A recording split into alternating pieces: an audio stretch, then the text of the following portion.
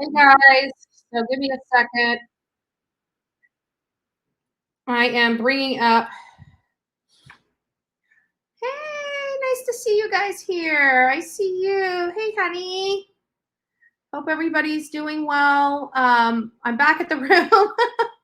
I'm so tired. Holy crap, I'm so tired. We're going to go ahead and dovetail over to the Murdaugh trial right now. Thank you guys. Don't forget to like this video. I'm sorry, I'm going to be a little slow today because we're at the end of our day tour of East Coast cases, and I have to say, it's exhausting. Majorly exhausting. So I'm going to go ahead and plug this in so you guys can hear. I'm going to turn the volume back up, so just bear with me. Tell you is, to the extent the state relies on circumstantial evidence, the circumstances must be consistent with each other, and when taken together, point conclusively to the. Sorry, we're coming in a little late, but I just got back to the room. Behavior is suspicious. The proof has failed. Now, this smoke they've created is about suspicion. I mean, if you show up at the scene and you got the wife the wife especially dead, and the guy's got a shotgun, you know, it's pretty logical for the cops to jump to a conclusion. He did it. And the problem is that as they came to that conclusion, they have pounded that square peg in the round hole, and you're going to hear about it. They've ignored some witnesses. I mean, for instance, that blue tarp showed up with a blue tarp. That witness who said he showed up with the blue tarp was shown a blue rain jacket that he talked about. Said, that's not it. That's not what he brought here that morning. I mean, I've talked to her. She says, no. It was a blue tarp. And what was it? Thank you, Michelle. I would indicate. Objection is sustained. You may proceed. I would tell you that the testimony you're going to hear is inconsistent with the Attorney General's represented to you, based on interviews done by people other than me. So what I'm telling you is this. So what you guys are watching, as you sit here and listen, this is Alex Mudaugh's attorney speaking.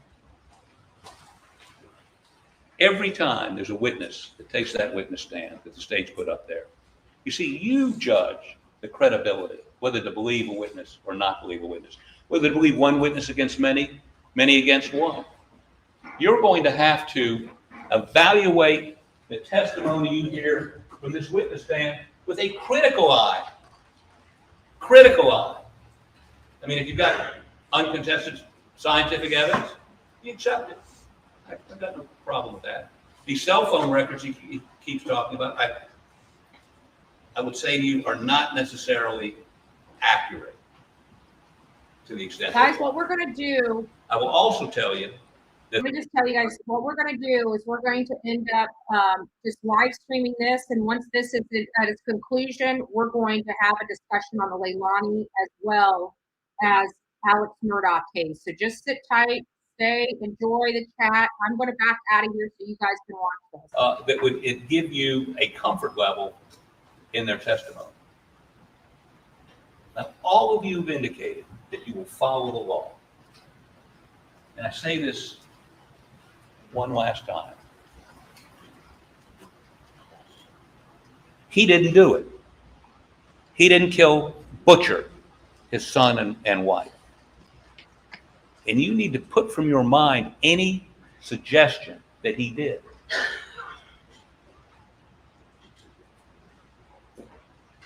You've been picked because you said you could be fair. You were picked because you said you could follow the law. You were picked because Alex Mudaugh believes that you can be fair. Now, if during this process over the next however long we're here, I say something or do something, which most certainly based on my career, I will do, that irritates you or angers you. Sometimes I'm a little raw. Don't hold that against Alex, hold it against me. If I say something that offends you in some way, don't hold that against Alex.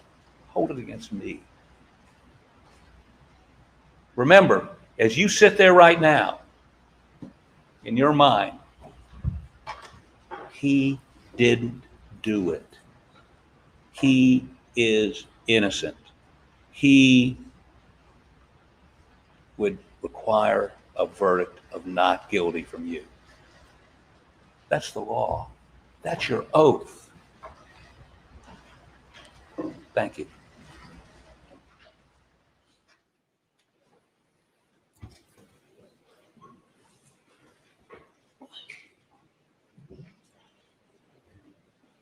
Ladies and gentlemen, I'm going to send you to the jury room for a break while I discuss scheduling with everyone. Please do not discuss the case. As I mentioned to you earlier, you're not allowed to discuss the case at all until you've heard the entire case and you've heard the instructions of law. So please go to the jury room.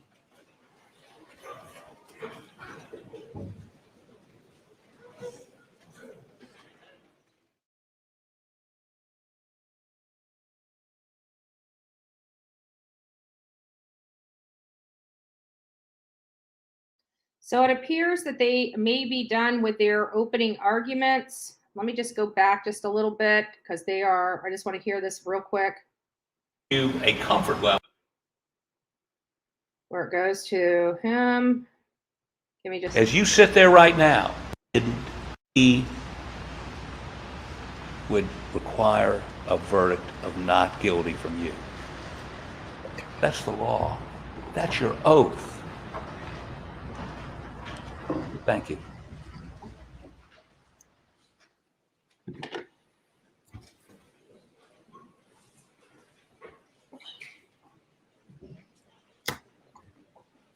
Ladies and gentlemen, I'm going to send you to the jury room for a break while I discuss scheduling with everyone. Please do not discuss the. Okay.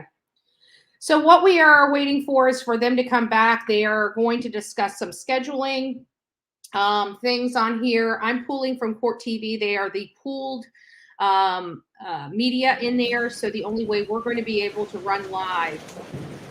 Oh, they've already discussed it. It's coming back. Hold on. For scheduling, do you have a witness you want to call today? Your Honor, I think as we have talked to your law clerk, I mean, we do have a witness. Unfortunately, that witness, the main point of that witness would be the body-worn camera, as he is a first responder that arrived at the scene. Unfortunately, the audio does not appear to be working, so I'm informed, despite efforts of courtroom staff and even our IT folks to try to get it going. I've been also told that the company that installed this for the court is not here, and they've been able to do this. So unfortunately, given the lateness of the hour, which I don't think we could finish them anyway, because the video in and of itself is fairly long. 9:30 tomorrow morning, they still haven't done whatever you just said. I will personally come up with a solution to present evidence to this jury, but I think, I don't even think we could really get him done today anyway if we started, because even the body worn itself is 20, 30 minutes something long, depending on which exhibit we put in. Your Honor, I think this is wise because even if we started right now, I don't think he could get the whole video played. And I'm going to ask, and I'll tell the Attorney General now, we're going to ask him to play the whole video for completeness rather than picking out little excerpts. So that may take 45 minutes. Any objection to that? We had prepared excerpts. There's a lot of discussion of law enforcement as they're arriving at the scene, and I have theories. But if he wants to play the whole thing, I'm fine with that. All right, settles that. Okay. If you bring the jury, I'm going to excuse them to 9:30 if they're ready to come in.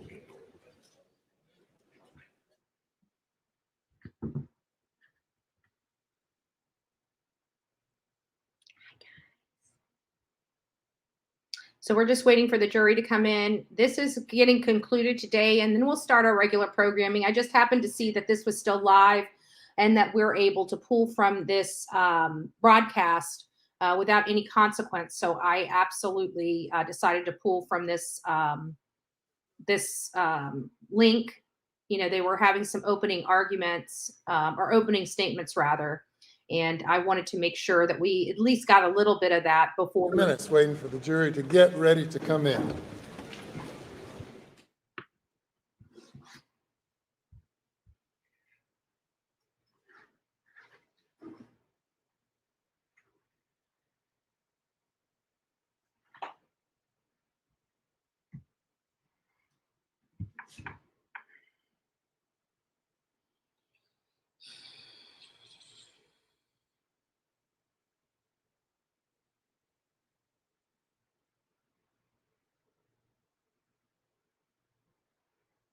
Give me just a second, guys. I'm gonna mute myself.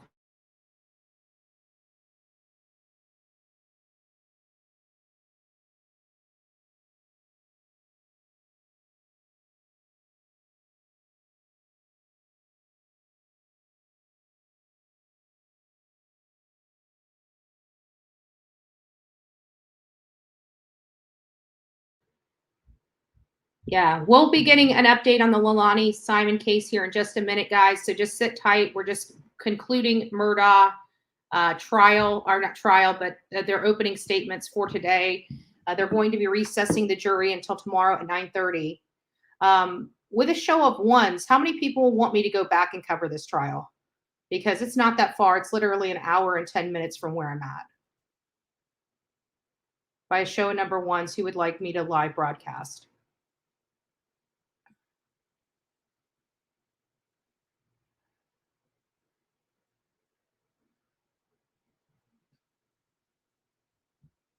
Okay. All right. Well, it looks like a lot of you guys do. Okay.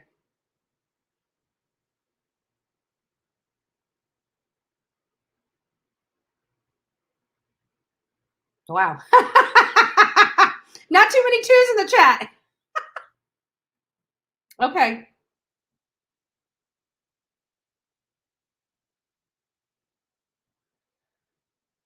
All right. So what I'll do is I will let's see what it is.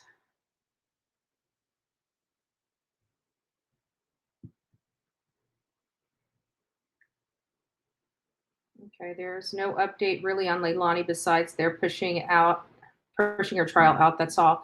I was there today, so Serena. So I'll be providing an update on. It's a little crazy today, so I will be updating you guys here shortly on what happened in court. Let me pull this a little further. Come on. Don't fight with me, light. Don't fight with me. We need light. We need light. Light. Okay.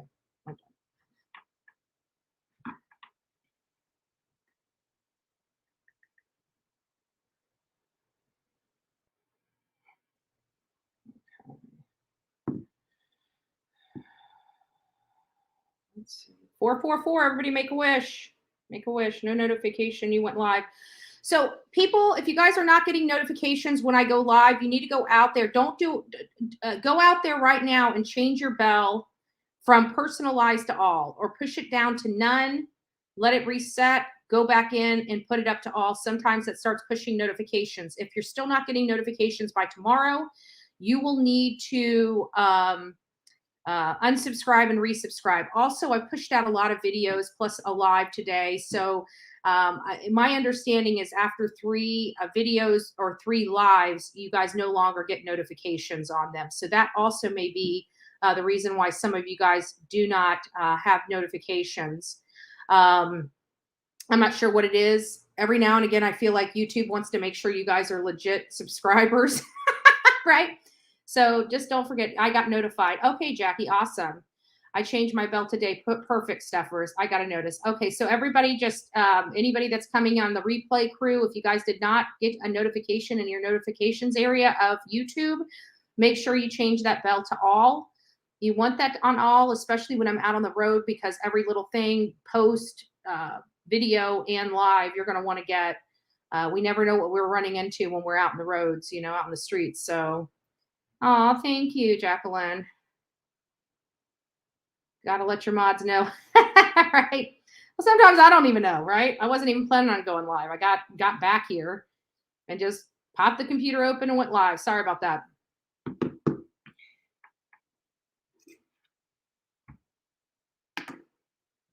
Yeah. So I'm just going to talk while we wait for them to bring the jury back in and recess. Once this live is over, which I don't think it is yet. I don't remember seeing the jury coming in. Hold on, we're behind a few seconds. All right. So we'll just wait for them to come back on. Larry Millette goes to trial in September. Thank you, Faye. So while we wait on here, so here's what happened today with Leilani. Many of you guys know I was sitting out. I was hoping that she would come into court. They didn't. She waived her rights to come to court today. The judge, the actual judge overseeing her, which is Judge Stokes, was not there today. Something happened. She wasn't there. So they had a sit-in judge to deal with the motion, and that he wasn't going to rule on the motion because Judge Stokes wasn't there, and it's for her court. And most people out of respect will not have those types of issues. There was a Rule 22 that came through, or a motion for Rule 22. Rule 22 is related to media and audio equipment in the courthouse at the time, during the trial and everything like that. So that judge was kind of overseeing whether or not we could have camera equipment in the courtroom during these proceedings. However, there were no proceedings. Well, this is how it kind of went. So we were waiting to hear whether we could set up our cameras in the courtroom to go over the motion hearing. And he ruled on that we can have the courts for this proceeding. So he ruled on that. Then he recessed. He didn't adjourn. He recessed. So we're all in the back. There's like 5 or 6 news crews plus me. I didn't even bring the tripod in because I didn't know if they would even allow us to have equipment in there. So I'm like, okay, well, great. You're going to let us videotape. So I was getting prepared to go to set up the live. So you guys can have front row seats inside that courtroom as to what's going on a live feed. And so we're all getting excited. We're like, okay, great. They're going to let us broadcast this. So we're setting up in the back. Well, the bailiff comes over and says, the proceedings are over. We're like, what do you mean the proceedings are over? He just ruled that we could set up the cameras. And we're like, what about the motion? The motion to bring in the DFAX paperwork. And they're like, well, he's not going to rule on that today because this is not his court. So we're done for the day. So all of us are back there like looking at each other in this complete confused state. Oh, looks like we're getting ready. Please be seated.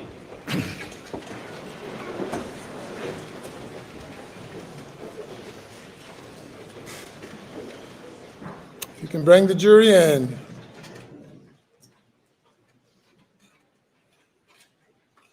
Get them to come in.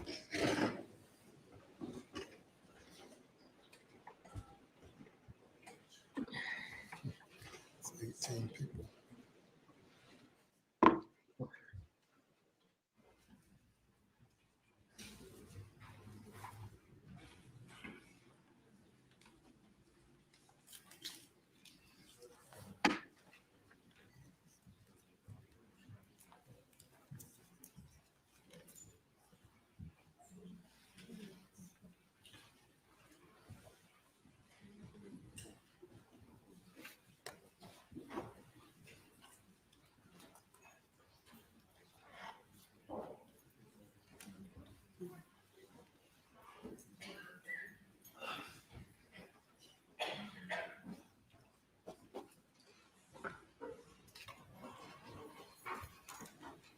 All right.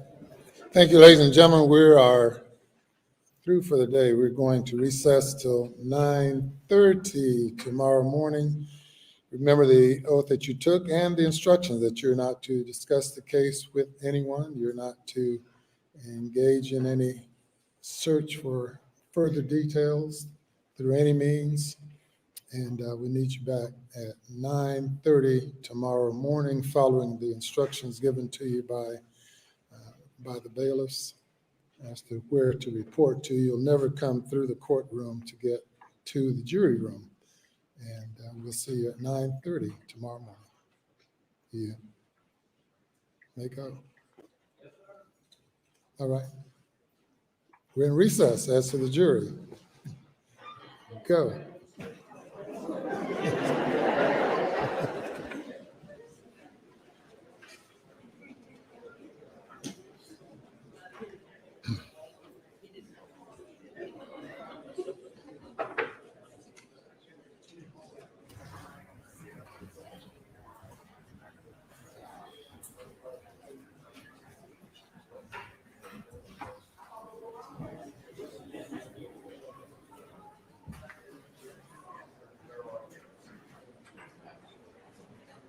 I'm going to stay on here just because he said for the jury. So I want to make sure that there's nothing that they're going to be dealing with after the jury leaves. So we're just going to sit tight real quick.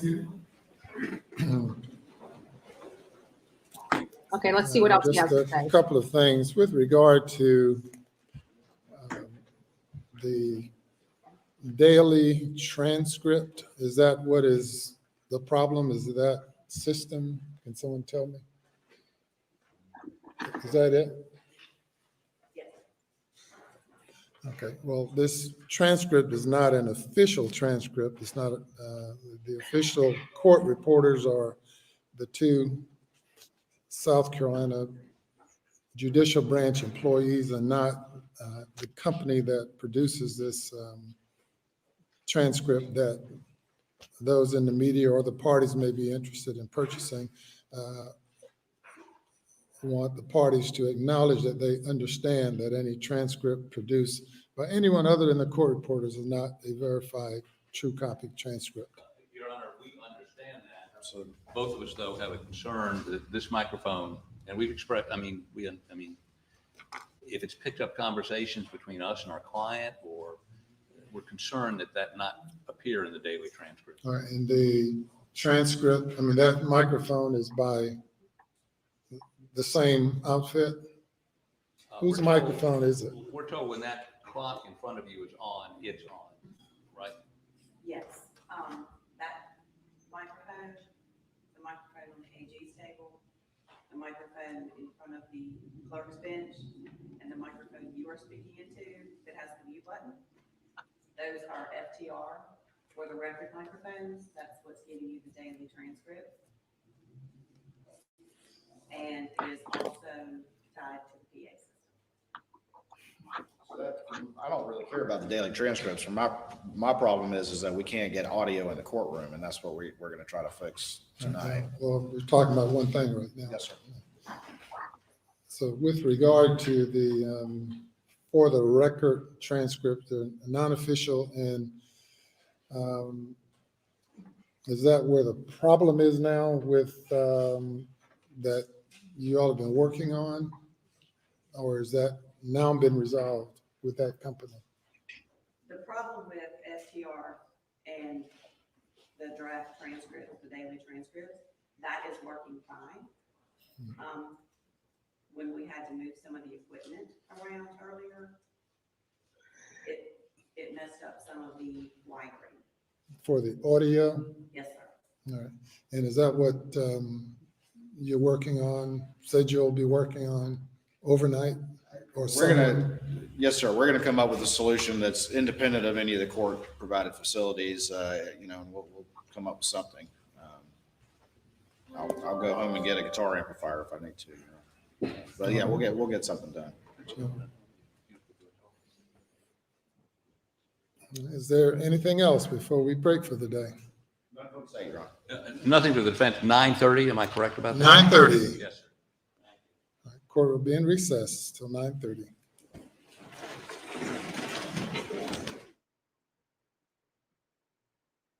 All right, guys. So that was the opening statements. We only got the back end of the opening statements to Alex Mudaugh.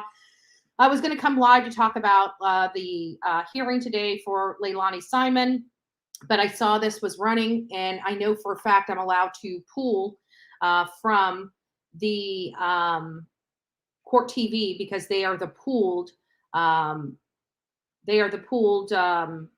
recorder in there. So how this all works is when you go to court and you have, say, some courts are different. They allow as many, they'll let news media cover the whole back of the courtroom. And some are like, they're concerned about it being a distraction during trials. So they will only have one pooled videographer and one pooled photographer. And other media like me and everybody else has to go to them and get the feed from those. They cannot attach a copyright to any of it because they are the pooled, they've requested to be the pooled videographer, and they are allowed to be that, but they cannot attach a copyright to it. So we can pool this Murdaugh trial from Court TV because they are the pooled. I wouldn't have known that. I would have actually thought it was that Law and Crime channel because they've been running it all. But they are tapped into the router. So there's going to be a lot of things. These are some things, as we go to court that we learn about. I learned about the pooled videographer and photographer from the, I don't know if you guys remember, last year, it was well over a year ago, we were covering the Curtis. Remember Curtis? He was the movie shooter, the old retired police chief that ended up killing an unarmed man in a movie theater in Pasco County. He went to trial. And so that's when I learned, because I went in there. That was one of my first hearings that I covered as a journalist, as a reporter, as a video journalist, so to speak. I know the haters try to act like I'm not what I am, but either way, that's when I learned from that. So I was able to pool those photographies, and I sent the media guidelines to you last week for Murdaugh. Yeah. And so we have those things, and we also, and it's also neat because when I go there, I'm not going to be going inside the courtroom. I will be going to the media station across from the courthouse because I'm allowed to have my phones. I'm allowed to hook into live streams. I'm allowed to do everything I need to over there to run the live and broadcast the live right from my computer. Many of you guys want to see me go back. I'm looking at the dates, and I didn't even realize I've been running like a chicken with my head cut off through all these states, covering all these cases. And I just realized today is Wednesday. So it really only leaves, let me turn this off. Sorry. It really only leaves tomorrow and Friday for, the trial. So I'm actually considering it's probably best that I do come home for a couple days, and maybe we'll drive back on Sunday and be prepared for Monday and then stay the week. And that's if we can raise money for me to stay the week, because I can tell you, I've been gone for a week. I've gone from North Carolina, South Carolina. I'm in Georgia. I'm about to get back to Florida, and then I got to go back to South Carolina. So, there is some costs associated with that. So I'll figure out all that, and then we'll plan on coming back next week. I'll live stream tomorrow. We're going to have to find another way to live stream because I will be on the road at least for 4 or 5 hours. So once I get to the office, I can pull this up and we can go ahead and live stream it right from the office. And it be no consequence to that. But we did a lot of great work. We've covered 3 major cases in 3 separate states. North Carolina, we covered the Madalena Kojikari case. I've still got content that I'm going to be getting out there to you guys. We have the Alex Mudaugh case, which we were just listening to opening arguments, or opening statements rather, related to that. And I was here for Leilani Simon. I know many of you guys are wanting to know what happened with Leilani Simon, what happened to her court case. And I started to explain it to some people, but I see there's a few more people coming in to the chat right now. So just to give you guys an update on it, today was the motion hearing. We've all been monitoring the docket for Leilani Simon. Her status hearing was supposed to be, I believe, January 13th. And I was planning on coming here, had my room booked, everything to be here for the Leilani status hearing, which is not like it's just to update, is everybody cooperating? Are we moving this case along? There's no hiccups in the case. It's kind of what the status hearing is. And no, Billy Joe was not there. Yes, I have been on the road. I'm exhausted. Yesterday, I got into town from, Alex Murdaugh's case, and I met Karen. She bought me lunch yesterday. It was really kind of neat because I was downtown Savannah recording out in front of the courthouse, just getting some B-roll. And she calls me and she's like, well, I want to take you to lunch, but I'm 45 minutes away. Now, mind you, when you're hungry, I don't know what it is, but you can freaking smell food everywhere. Okay. And downtown Savannah, they have food places. Oh my gosh, it smells so good. So I'm sitting there, starving. She's like, oh, it'll be about 45 minutes. I'm like, I'm going to come your way. Let's find some other place to eat. Because if I swear, if I sat down in downtown Savannah any longer, I was going to eat before she got there. I could not control myself. So we ended up going, and I'm like, oh, I found this place between me and you. It's this wing place. So I just read the reviews. It sounded like it was a good place, and I was looking for it. I'm like, I can't find it.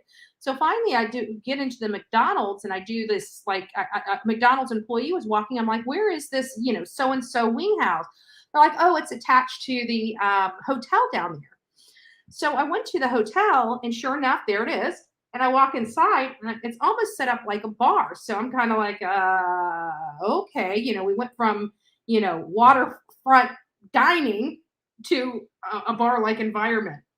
But I always say things happen for a reason. If you guys know me, I always say things happen for a reason. You fight with somebody, things happen for a reason. Somebody comes in your life, they come into your life for a reason. Somebody leaves your life, they leave your life for a reason. Everything happens for a reason. No point in fighting about it. No point in stressing about it. It is what it is. So anyways, we get there, and I'm like, well, might as well grab a beer, right? It's a bar scene. Might as well. They had the most phenomenal food. I am not lying. I was thoroughly impressed. It was set up like a bar, but it had some pretty good food. And Karen got this shrimp pasta, and I got, of course, when I'm on the road, the reason why I'm getting so fat is because I eat all that fat food, right? I'm in a fat food. So I, of course, get the roast beef with the gravy, the mashed potatoes with the gravy, the green beans, right? OMG, so stinking delicious. It was the best food I had I wasn't expecting it. I was expecting bar food, not, good, real good food. But anyway, so it's great. So things happen for a reason. And the great part about it is that there was nobody really in there. So we got to catch up, and it was just really nice. So I really enjoyed it. But by the time I got back here last night, I dropped. I was like, I can't barely keep my eyes open. I was done. And I'm just like, I don't know where it came from. And I was like, man, I don't know if my body just needs to recover or what. I just been go, 4 o'clock in the morning, 4 to God knows when. A couple nights I didn't even go to bed until like well after 11 o'clock and up at 4 a.m. It just kills me. It takes its toll on my body. So today, Melanie, Karen, and I went to the Leilani hearing. I met them there. I got there at 10, so I started the live around 10:30-ish for all you guys. I was hoping that she was going to be in because it was a motion hearing. Naturally, you would think that she'd be there for the motion hearing. So she wasn't there for the motion hearing, and the judge wasn't there. The judge wasn't even there. And I checked that docket several times. Not one time did it say it was canceled or anything like that. There was a motion on the books that media submitted to the court to live stream the hearing and the motions and the trial and stuff. And of course, prosecutor, I don't know his first name, but Prosecutor Dean apparently doesn't want any of this live stream. Apparently he doesn't understand what a public trial is. This day and age, we the people have TVs, computers, and everything. We shouldn't have to be required to be in a courtroom to watch a public trial. And it's so, but it was really funny because I feel like the judge watches the Bullhorn Betty channel. I really do. I love it. So he's like, this guy's like, I don't want any cameras in the courtroom. The prosecutor, you would think that the prosecutor of all people would want this trial public. It's usually the defense that wants to hold it back. because, for the public opinion purposes. The trial in the public court versus the courthouse, right? So it was just really odd that the prosecutor is demanding that we go to pen and paper. And so the judge is like, yeah, I understand your point, but there's this pesky thing called the Constitution and the First Amendment. It's like, I love you, Judge. I love you, Judge. And then he's like, even though we're not going to be going through this motion today, I can't wait to see what the judge says during while I'm watching it online. I'm like, I love this judge. I love this judge. I love this judge. Thank God. Oh, I love hearing judges that understand the Constitution. They all should, and they all should adhere to it. But it was really great. But again, we're thinking this motion hearing because they were doing the motion on the Rule 22, which is related to media and whether we can record in the courtroom. So he approved us to record, and both attorneys agreed that for this motion hearing, when that motion hearing is brought again, because they didn't cover it today, and I'm going to explain. They said, "Oh, you're approved to go to record through this motion." And then everybody ran to the back of the courtroom, all the media. There was like 1, 2, 3, 4, 5. There was at least 5 cameras setting up in the back, plus me, just with I didn't bring the tripod. I didn't even think they were going to let us record. So I didn't want to carry the equipment. I have to be honest with you. Just to turn around and load it back up. So before the court started, I took all the equipment outside of my phone back to the car. But we get there and he's like, okay. I'm like, I'm getting ready to set up the live stream. I'm like, oh crap, like he's letting us live stream this stuff. So I'm sitting in the back room, he recessed, and I thought, okay, he's going to recess so that we can all get set up. And then he's going to come back here and rule on this motion. Well, then the bailiff comes walking up to us. I only have a phone. Like I'm just sitting there typing on the phone, getting the live set up. These other people are pulling out, big cameras and tripods and, peppering the back of the courtroom with all this equipment. And the bailiff comes over there and they're like, we're done for the day. We're like, what do you mean we're done for the day? I said, he said recess, not adjournment. What do you mean? They're like, oh, he's not ruling on that motion. That motion needs to be ruled on by the judge overseeing the case. He's not overseeing the case. He's not going to rule on one of her motions for her court. And I was thinking, yeah, that's right. And even when he said recess, I thought it was done anyways, because I could have sworn I heard him say he wasn't ruling on it. But, all the camera crews started setting up in the back. And I'm like, okay, I'll go set up in the back. And then she said, no, we're done. We're like, what the hell? Why are we here? There's no motion hearing. You're not ruling on the motion. You ruled on whether we can set up the cameras for the motion. We set up the cameras for the motion, and then you tell us there's no motion hearing. Like I'm ultra confused. But either way, Lonnie wasn't there. Billy Joe wasn't there. The motion hearing wasn't heard. When the motion hearing is heard, we didn't get objections from the prosecuting or the defense attorneys related to whether we can live broadcast that motion hearing. So when that motion hearing does come back on the docket for hearing to actually be heard, I'm going to be there because I can actually live stream that hearing because we just got permission from this judge to live stream that motion hearing. So this is going to be really great. And we're going to be coming live from inside that courtroom. Now, he did say he's not sure how she's going to rule on other video matters. They may go ahead and do a pool type of video, just like we just saw with Court TV. They are the pooled videographers of the proceedings inside the courtroom. So we have to pull from their feed. But again, they can't attach a copyright to those feeds because they are the pooled videographer. So we'll be running those. And that may be what ends up transpiring. But he said that there may be 2 pooled news organizations. And my thing is I'm now going to put a motion in because it is not fair. First of all, the Supreme Court has ruled that social media is the public square. And when they only give those pooled assignments to news organization, it's blocking us from being able to pull that without pulling from their YouTube channels or other things with their emblem on it. we have a right to have access to that feed without Court TV emblem on it, or whatever, channel 22 they have down here. I should be able to attach my own logo to that feed as if it was coming directly from me. And that is what I'm having a problem with. So I may actually decide to write a petition and a memorandum about the law related to social media, and submit that in this court hearing, because she's so close to me. I think it would only be fair that they have a news organization pool for the news organizations to pull from, and they have a social media pool like me, so social media can pull from my feed. I would not be able to attach a copyright assertion to it. I would be following the law. But I think at this, this is 2023. And the bottom line is mainstream media is a dying breed. Okay? People are cutting the cable because it's too darn expensive.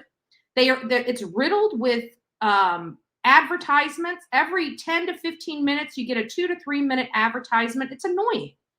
Whereas you can come onto YouTube, you can have a 5-hour stream, have about 5 or 6 advertisements, one every hour. It's a much more palatable viewing experience for audience. So, we'll see how that goes. But, we are media. We do distribute news. We are clearly newsworthy. So the Supreme Court has ruled that social media is a public square. So with those things being set up, I think this is now a good time. It's always about striking while the iron is hot. I think now is a good time to start interjecting social media and taking a stand in these court proceedings, saying, hey, we're media too. We're not mainstream media, and nor do we want to be. But we have freedom of the press. We are press. We are media, and we have a right to be there. So we're going to start. We're going to start a strategy, and we're going to start injecting social media and our ability to live stream these proceedings as part of being newsworthy material and us broadcasting news. My personal thing is we cover true crime. Social media is today's news. Yes, it absolutely is. And to act like it's not, I understand the sour taste of the prosecuting. I went straight to their front door and asked them how in the world this woman is not in jail. So, I get it. He may not like live streamers. He may not like YouTubers. Oh, well. Oh, well. Too bad. So sad. So we're going to start making our stand. Many of you guys know that I like fairness, right? We're all created equal. And I think it's time for us to make our stand we are the news. We have more people watching our feeds. And I'm not just talking about me. I'm talking about YouTube. I'm talking about Facebook. I'm talking about Twitter, Instagram, and a number of other social media platforms where people go to and get their news. And so we're going to start making sure that people know that what we do is news. It is news. When I'm standing out there, in every single case I go to, I have Brian Hinton to the right of me and some other Court TV reporter to the left of me. Guess what that tells me? We are right there with News Nation and Court TV. And guess what? We all put our britches on one leg at a time. And I guarantee if any of us were cut, we'd all bleed red. That's what I know. So what does that say? Anyways, it has been a very exhausting day. I was going to turn around and go back to South Carolina to cover this case, but now that I'm kind of seeing that it's Wednesday, I think I have another obligation, to be honest with you. I'm trying to check right now. Let me just look. Let's see if I was responded to. Oh, wrong one. Hold on a second, guys.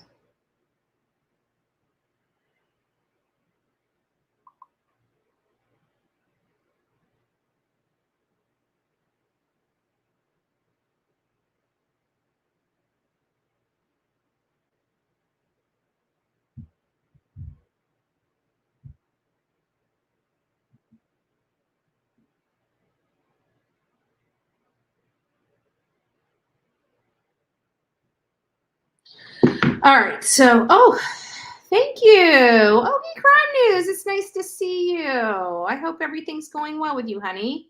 We are the future. Begin. Oh, thank you. Thank you. Yeah, nobody ever really, the people that come on here, and people have been on here long before I ever got here. I'm an infant in the YouTube. Now, granted, we have grown leaps and bounds in a year, and we will continue to grow far, far past a lot of people's expectations. I guarantee you. The one thing that they fail to realize is you have to know your law. You have to know your law. If you don't know your law and you're in this world, you will get pushed around like nobody's business. And so that is one thing. Even like these like I watch these cops ones like that, the police off the cuff, and no disrespect to him. He has a talent, or, even duty wrong. They have a talent to understand cases, but they don't have the talent to understand the law. And that's where they get a hiccup on, because they're like, oh, they don't need to know this. Yeah, I'm sorry. It is a constitutional right. And that's what makes me mad when you talk about these cops. They're explaining the one side of the case, what their expertise is. And their expertise is, investigation and all this other thing. What their expertise is not is knowing the law and how to apply it. And when I hear an officer say, no journalist has a right, yeah, we do. Unless there's a court order preventing someone to talk, you bet your ass I have a right to ask questions. You bet your ass I have a right to go knock on somebody's door. There is nothing against that. There's no law against that. If you don't like that as an officer, I'm sorry. Too bad. So sad. It just is. It is what it is, right? I respect their rights. They need to respect the law. And the law allows me to do this.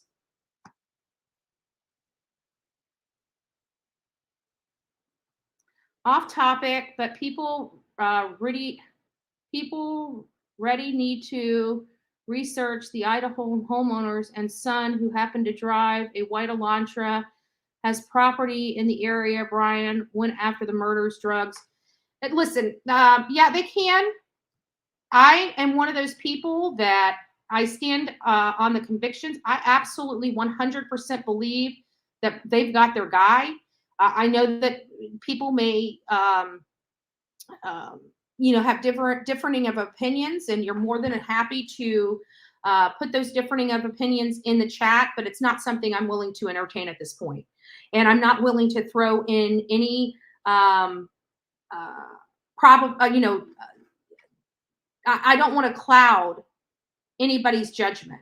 They can do their own research, but the research I do here, the affidavits themselves are very, very powerful. And, there may be another person that has a white Elantra that lives near Brian, but, there's not another person with the same phone number that was in and around that house at that time, or that came back there the next morning. So, I don't believe drugs was an issue with these kids. Maybe drugs was an issue with Brian. I may have misread your comment because I'm tired and I'm exhausted. Right? It's just Samantha. So I really don't know, but quite frankly, I'm not willing to keep on the rabbit wheel with the whole Brian Kohberger thing. I've read the affidavit. I've done my deductive reasoning. I mean, when we open the panel up, definitely come up and give your perspective and talk about that. And we will do that once I get back to the office. We'll once I have the two screens. I'm hoping they have fixed my audio issues here on StreamYard, because I'm telling you, I've just had it. I've been with StreamYard since I'm a very loyal person. So it's like, if something works, I like it. I like to stick with it. But they've made all these changes that are really driving me up a wall, and it's almost forcing me to change services. And I'm trying to stick around because I'm hoping that they see the error in their ways and change it back so I can still maintain my customer relationship with StreamYard. But there's only so much I'm going to be willing to take before I just say the heck with it. We have to move on. But I'm just giving this another week or two to hopefully resolve itself, where we can run our full screen and have audio on it like we've always had. I don't want to have to keep, when I'm on here, it's just one person. I don't have time to keep dropping out. If it let me set up 15 different screens on here to present to you guys, I'd have it all set up and we just go down one right after the other. That's not the case on here. I can only show one screen. So the whole time I'm sitting here trying to talk about a case and trying to show you stuff, I'm getting distracted because I'm having to exit out of this screen, and then I have to open a new screen and do this, but it won't let me move from this screen to this screen all in one. I've got to keep deleting that screen and opening a new screen. I can't do it on a podcast. It is you have made it too complicated. And when you start making things too complicated and it doesn't flow well for me, I'm done.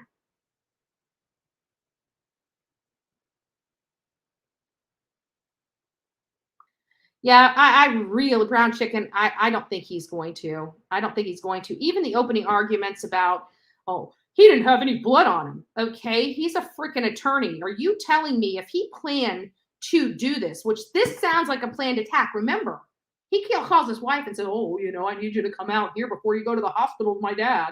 I need to speak to you out here. Something else has happened, blah, blah, blah, blah, blah, right? We're forgetting about that conversation he had with his wife.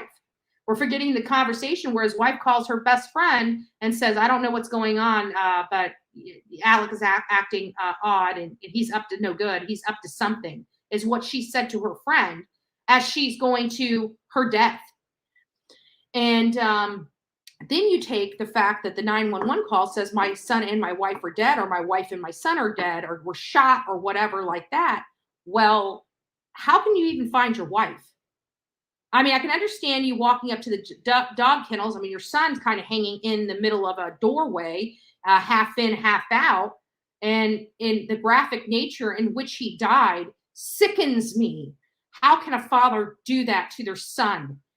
I mean, when we were coming into this, well, actually, I don't think I live streamed it until after the graphic nature of how his son died. It was horrible. It was horrible hearing his defense attorney describe his son's injuries. It was absolutely excruciating for me. But you can see, but when I was out there, you can tell that when it's dark out there, it's pitch black. So tell me how the heck you found your wife 300 yards away in some damn trees, near the tree line, near the grove, near the, past all of this stuff at night in pitch black when you have no clue where she is. It's so far away from Paul's body that unless you had floodlights out there, I don't see how in the world you would have been able to find her. I really don't. Let's look at it. I want to show you. Let me pull that up. Let me read some of your questions. By the way, sepsis kills. Thank you. Thank you so much. I hope you're doing well, by the way. LE are just enforcers of the law. Majority are clueless when it comes to understanding the law. They are a part of the executive branch, not judicial branch. No, that's incorrect. The executive branch of our government is the president or our Congress. So they are, we'll have to go over the thing. No, they are to enforce the law. How can they enforce the law when they don't even understand it? That seems like an oxymoron to me. Just saying, Nikki.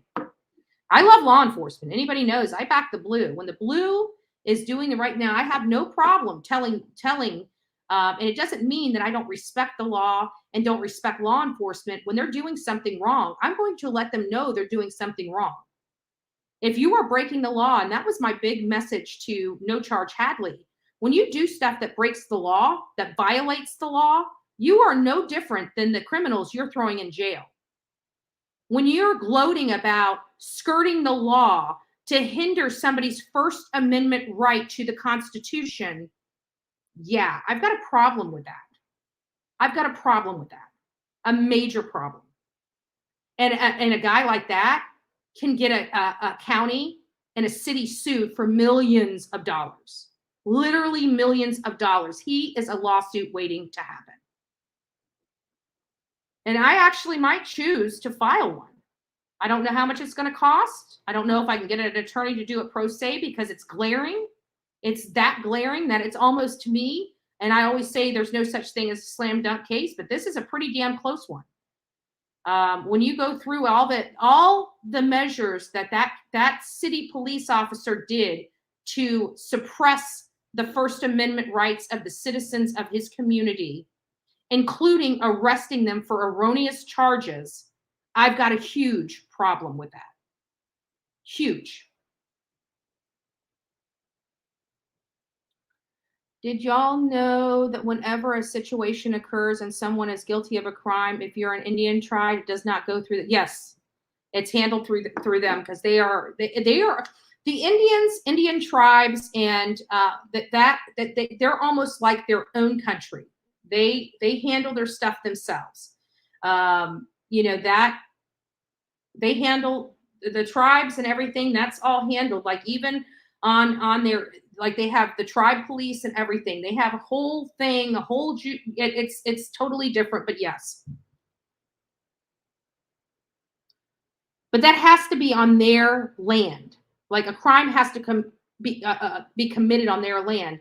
If a crime is committed, even if it's one of their people, a tribe, a member, and it happens outside of their territory, our law supersedes. That is only if it's on their land. The GSR was inside the raincoat. What did raincoat? What did he hide the gun in his coat? Yeah, it's possible. Because if he had a large raincoat, I mean, that man is a tall, tall man. Let's take a look at some of the footage. We're going to go back. Let's watch 2 of the videos that we recently did with this. Let me find it, because you know I gotta add this screen, because good Lord, I mean,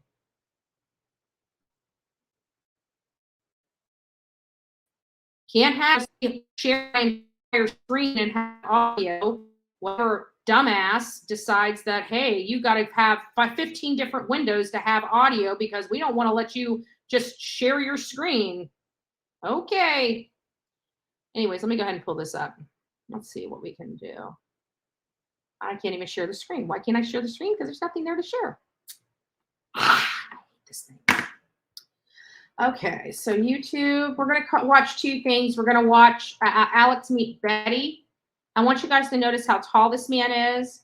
And we're going to rerun me out of his property. I walked the property. I saw it with my own eyes. I got a lay of the land. And I'm surprised all the haters didn't jump on there and bash Bullhorn Betty. I guess they're starting to get wise that I use them so much, because they're easily manipulated. You know, that's the difference. Haters are very easily manipulated. They're getting a little wise with my shenanigans. Kind of funny. They've been thinking they've been playing me this whole time, and it's me playing them. Right?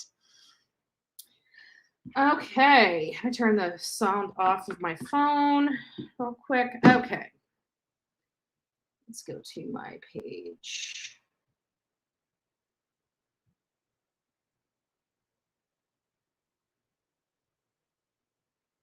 Oh, I need to go to my channel. Hold on, guys. I'm going to go to my channel. Let me see the ones. I know that I got the videos. Hello, channel. Here we go. So we're going to go to the videos. There's 2 of them that I wanted you guys to see. Alex meet Betty. Yeah. Oh, my feet, my legs. Oh my God. When I cross my legs, it just kills me. So let me go up here. Okay, so we're going to go ahead and watch this. Let me present.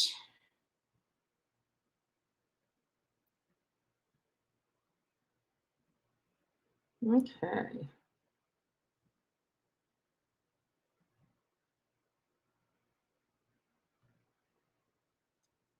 All right, here we go.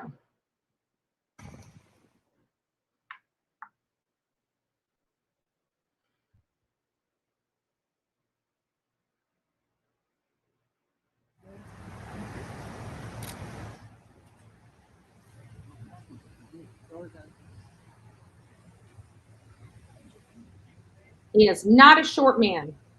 He's about to come. I'm going to pause it. Let me make sure I can pause it. Okay.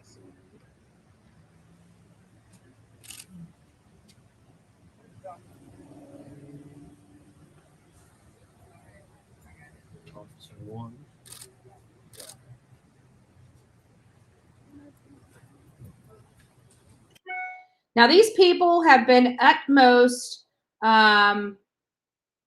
respectful to us. They let us know when he's coming in, when he's coming out, because they asked us certain things to do as media, not to encroach them, to stay behind the line, you know, not to make them have to work harder than they already need to. And so because we were all following the rules, they were ultra, ultra cool with us. And they actually came up, shook our hands, and thanked us. And agree with what we are doing, because we're out there shaming this man and he deserves to be shamed.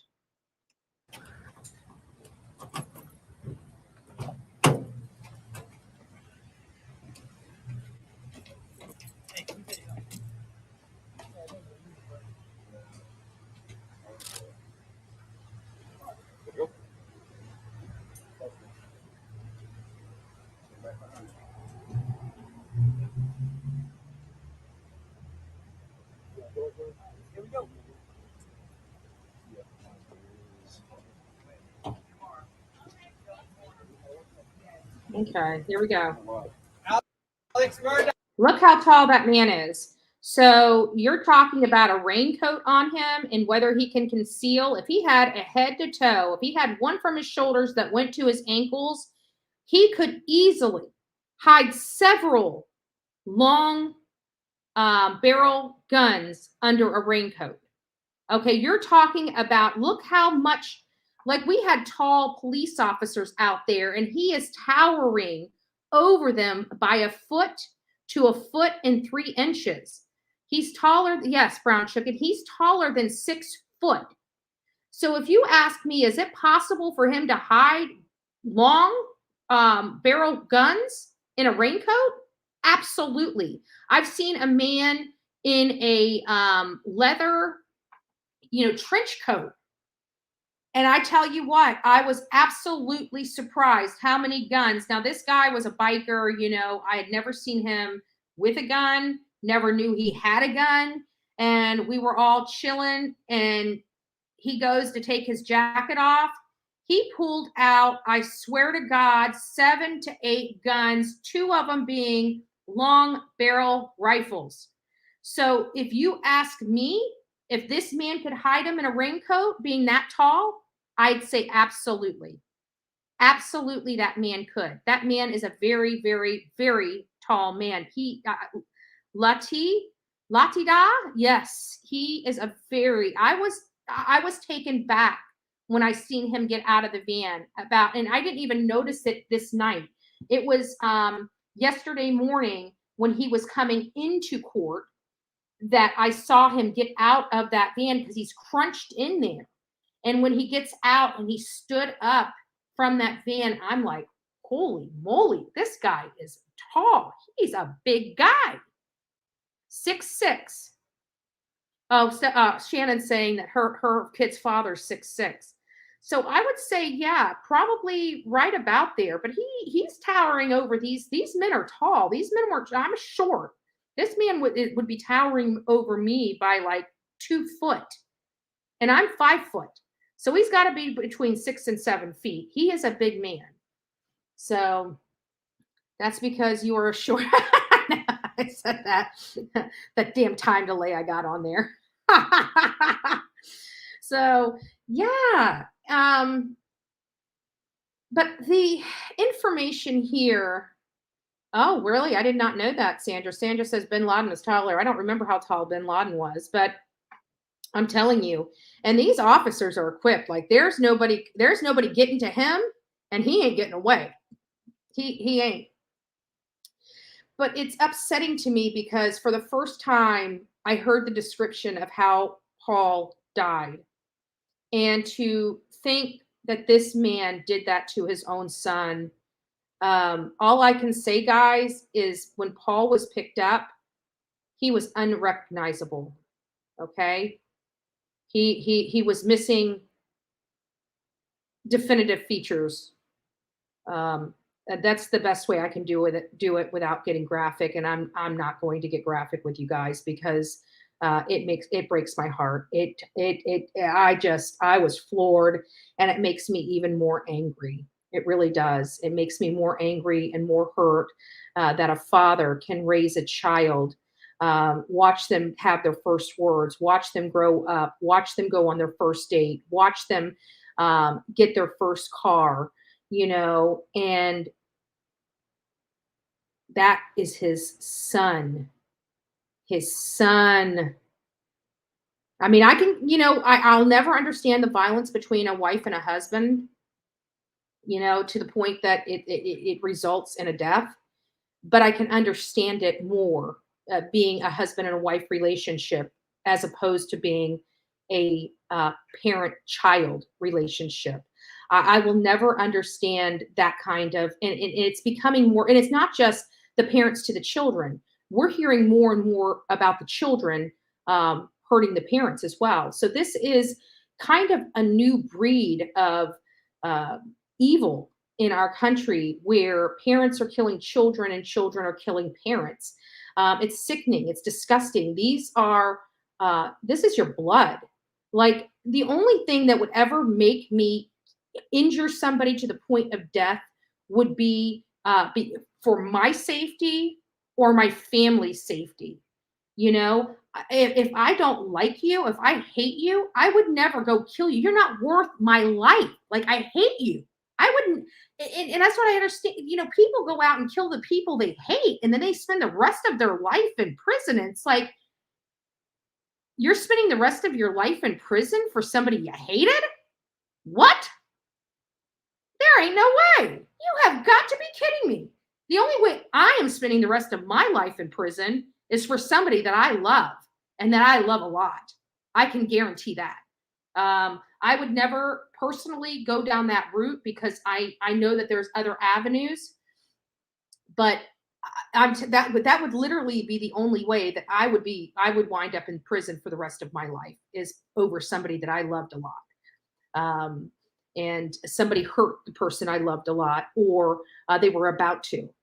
Those are the only times that I would ever rise to the occasion. But I definitely would never spend the rest of my life in prison for somebody I hated. This, to me, this was Alec enraged with his son for putting him in this position. But at the end of the day, Paul didn't put him in the position of embezzling and defrauding and scheming and robbing other people. He did that himself. His son was none the wiser. And he thought by his son being gone, it would absolve him of that. And I had an opportunity. I asked him, was it worth it? Is this worth it? He looked at me, but he didn't say anything. He didn't say anything. Leilani, right? Leilani as well. I had an opportunity to speak to her. She was cold as ice. Cold as ice. People act like I don't know what I'm doing when I come into town, but I tell you what, I can read a town. I can tell you if a child's missing or a child's dead just by the level of posts, flyers and signs and everything like that. Whether if law enforcement is looking for a dead child, there's hardly any signs. There's hardly anybody looking for that child. And then the case just, they hold it close to their chest. We're not hearing anything from law enforcement out in Cornelius. So that tells me right there that poor Madalena Kojakari is not alive. She's not. She wasn't sold. She didn't run away from home. She's dead. And she's dead at the hands of her parents. That's what it's telling me. I went out there firsthand. I saw it. I went to her school. I spoke to people at her school. I went to the police department. The police department literally have two little flyers on their front door and a little sign out their front door. At that community, they have the 4 trees with the yellow bows on it and one little sign that I took a picture in front of her community with. And that's it.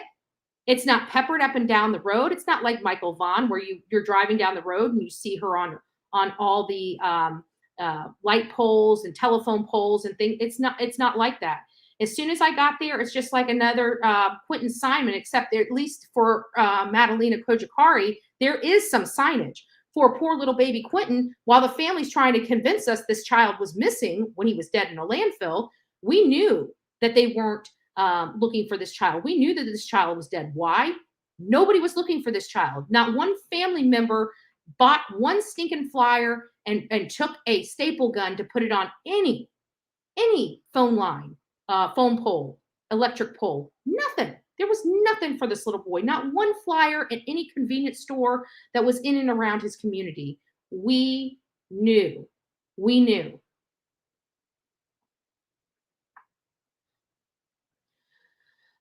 Maybe Paul wasn't supposed to be there, so he had to kill. No, I think I think it's just the opposite, just Samantha, because I think what had happened is the wife would have known that his father killed him.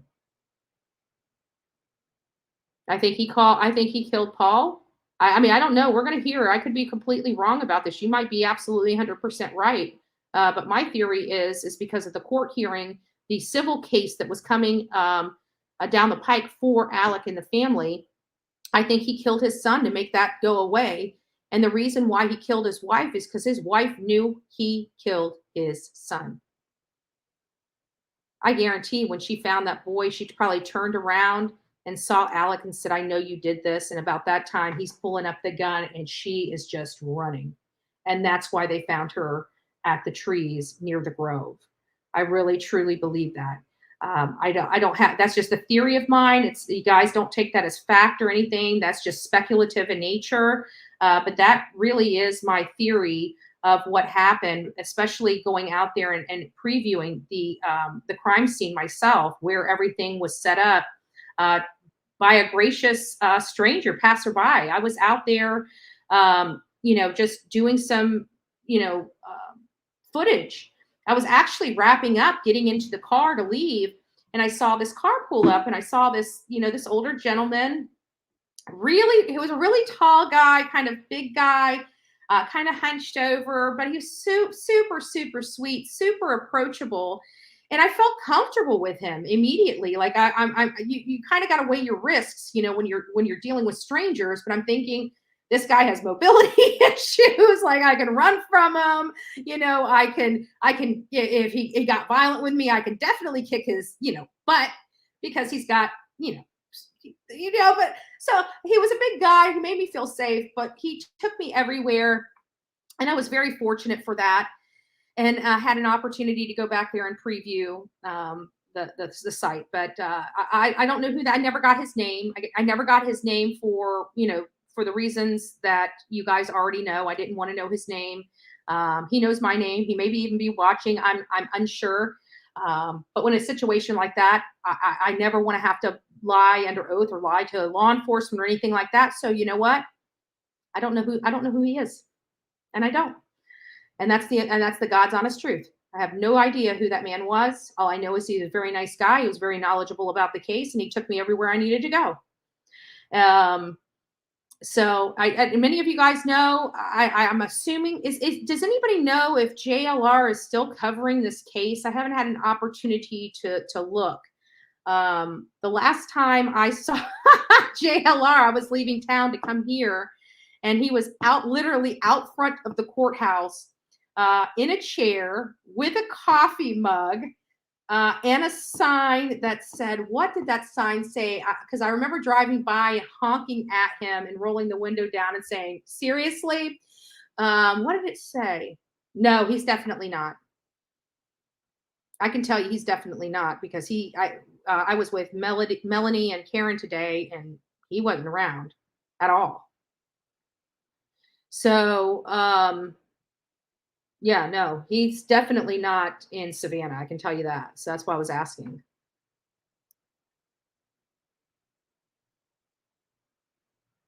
He posted a video from Leilani's neighborhood this morning. Then he probably got it on his way to South Carolina. He will never. That's the one thing about JLR. He'll never post anything while he's there. I was surprised he posted some stuff out in front of the courthouse. He was on his last live over there. Anyways, well, he must not be there. I didn't hear him. I didn't hear anything, but I was wanting to know because I was going to see if it was worth me coming back there. He posted a video driving from Leilani's house to the dumpsters. Okay. Yeah. No, but oh yeah, what did the sign say? The sign said, Alex Mudaugh is guilty, change my mind. I think is what it said, if I remember correctly. Yeah, that's what it said. It said, Alex Mudaugh is guilty, change my mind. And he's there with a coffee cup, sitting behind a chair with papers. That was hilarious. I have to be honest with you. That was hilarious. But I got on my way and got down here and met Karen for lunch yesterday. And then I was up ridiculously early and started working on some stuff today. And then I went down to the courthouse and we went live. So that's where I have been. Oh, and then Karen and Melanie, I was supposed to treat both of them. We went to the smokehouse, downtown Savannah. Oh my God, that's so good. I love beef brisket. I am a beef brisket kind of gal, and beef brisket is my jam. Well, guess what I had? They had a beef brisket sandwich. Okay, don't give me the bread. Okay, I'm not a bread girl. I want brisket. So I got mine without bread, and boy, it was freaking good. It was so good. Murdaugh trial is stealing all the viewers.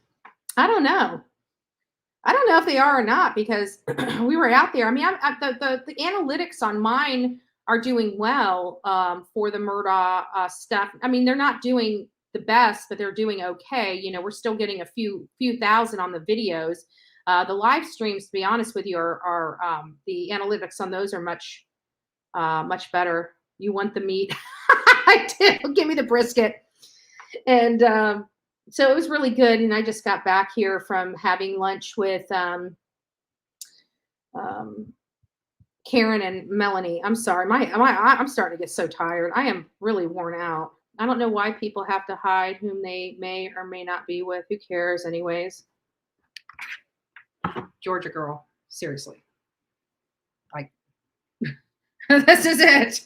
This is it. Like, you get it. What you see is what you get here. Trust me, if I'm when Dolly and I were down in Idaho, I told you guys we were down in Idaho. I don't really have anything to hide. If I work with somebody, I work with somebody. I really could care less what the YouTube streets say, right? Because they don't know me. I could care less. But I love working with JLR. I love working with all the people I collaborate with. It's just that I did not know he was going. I actually had to do all my work in the rain, because if you know anything about JLR, he's one of those people that get that news story out as quickly as possible. And I had to get a jump on him when I found out that he was in South Carolina. So I had to go do all this stuff in the pouring rain. I had to spend an afternoon trying to upload as many videos as I could get done before he got back, because I realized he was going out there to get all the content I had gotten the day before. And I'm like, oh crap, I got ahead of him. So I went back to my room and I started uploading, videos about like Michael Smith and all this other stuff. So he couldn't get it. I didn't want to release the behind the gates until I was heading out of South Carolina, just in case there were any problems there. And then I looked at it and I'm like, there's no problems here. So it is what it is.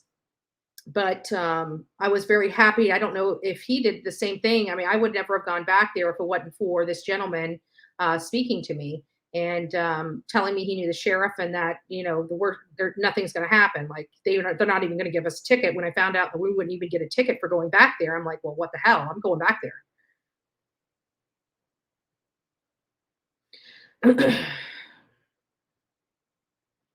Betty wouldn't hide if she, no, because I work right next to him. It doesn't really matter. It really doesn't matter.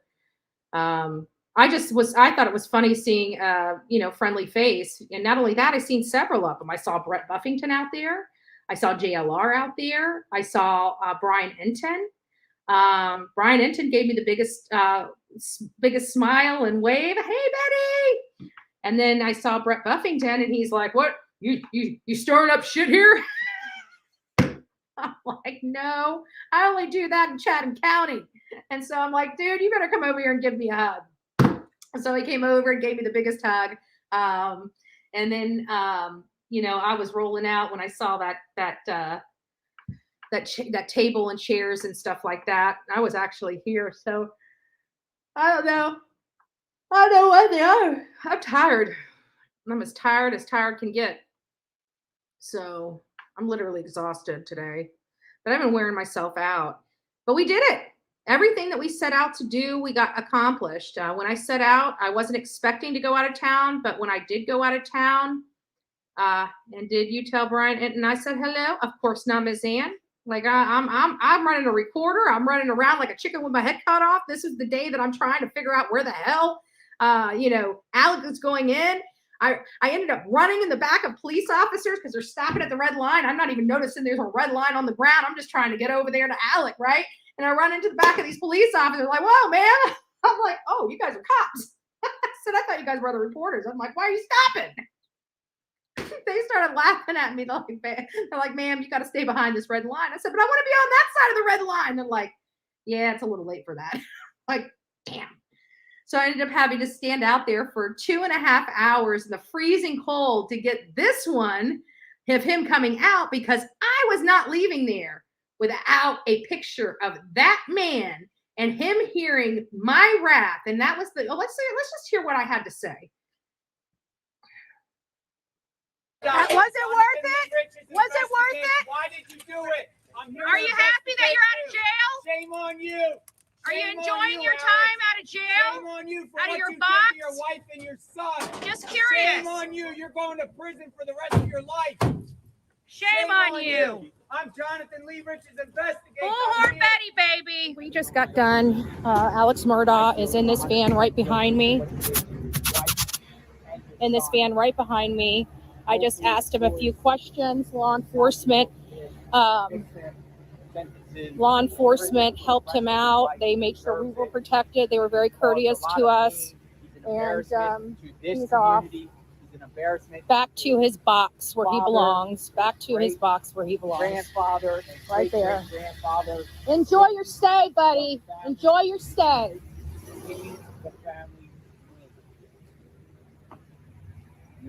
And there you have it. Alex Mudaugh. Bye-bye. I hope the prosecution can prove their case. This dirtbag needs to be away for a long time. I don't know about you. I'm kind of thinking. Hello, everyone. I'm Judge Betty Brewer. doesn't mince her words too much. There we go. I don't know. I don't think I mince my words too well. I think when people know I'm coming, I'm coming. Right? Let me stop sharing. So let me go over to the other one that we have. Where's the other one that I was going to show you? Oh, the behind the scenes, guys. Here we go. This should make the haters cry.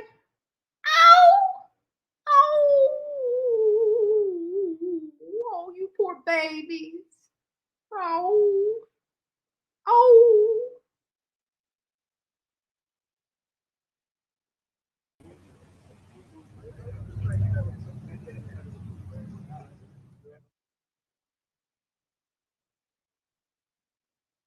I think you might get the one with him that morning. This is me coming in that morning. You guys can hear me yelling at him that morning too. Here he comes. Yep, here we go, guys. Here we go. There he is.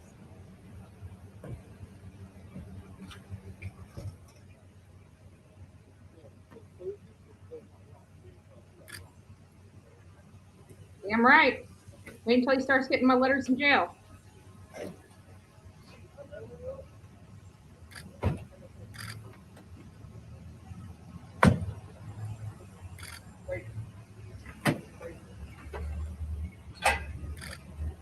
Alex Mudaugh. Did you look your son and your wife in their eyes when you did it? Why did you kill your wife and your Bullhorn son? Betty wants to know, is your grandfather and your father proud of you?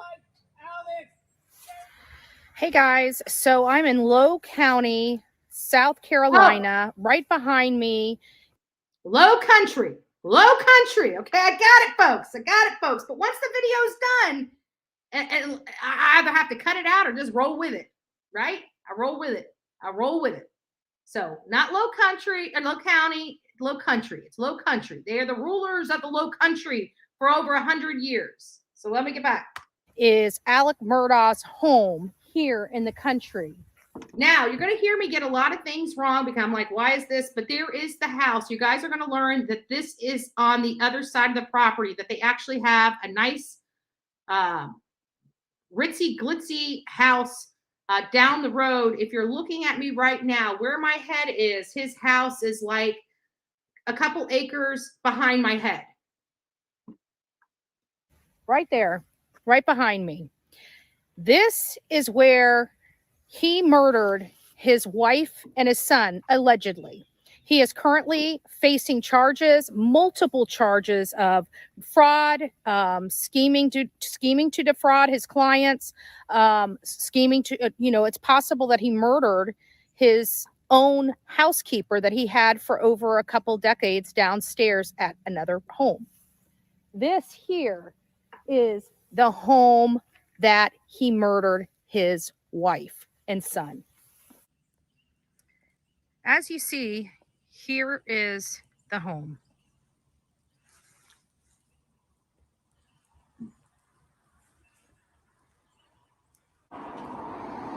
I am sitting out in front of their country home. If you guys remember, his wife was going to meet him at the hospital, and Alec texted her and said, meet him here first. So she actually texted a friend and said she thought he was up to something. She didn't understand why she needed to meet him.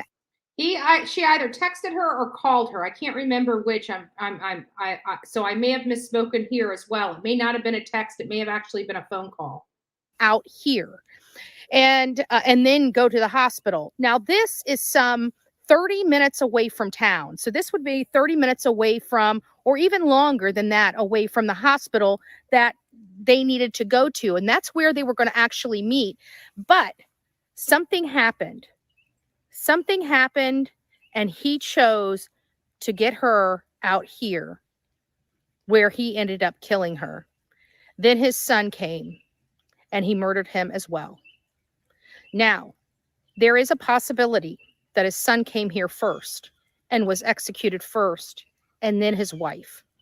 I'm very sketchy on those details, so I will swap this out when I research this a little bit more related to the timing of death.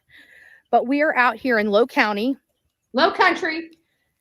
And I'm standing out in front of Alex Murdaugh's home. And it's on a large piece of real estate here.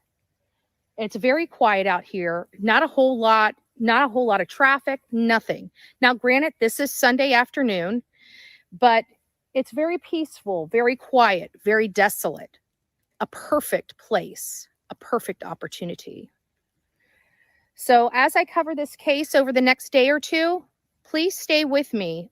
Follow me on the Bullhorn Betty channel, like, share, and subscribe. Also, if you have any questions, want me to go look at something, let me know in the comments. I will be reading them. This is what is behind. Nobody's around. Nobody's around. Now, granted, there is a house right here, very close, but no matter what happens, this is a wooded area. So hearing some gunshots being fired is probably not uncommon out here. You know, this is the country. This is the country. So I'm going to go try to find out where he resides, where. For those that are asking about sequestering, they're not sequestering the jury. So for those that don't know what sequestering means, it means that they put the jury up in a hotel or away from the potential news outlets. What they do is they do an honor system. A lot of this stuff is based upon the honor system. A lot of the judicial process is based upon the honor system. So they are required not to talk to anybody about this and not to preview any news that can sway their mind one way or the other. They are asked not to do that. Now, if it's found out that they are, that's why we have the 6 alternate jury members. So if one of the jurors cannot perform their case or has been caught speaking about this case to someone, or watching something that could alter their stance on it, they could be removed as a juror.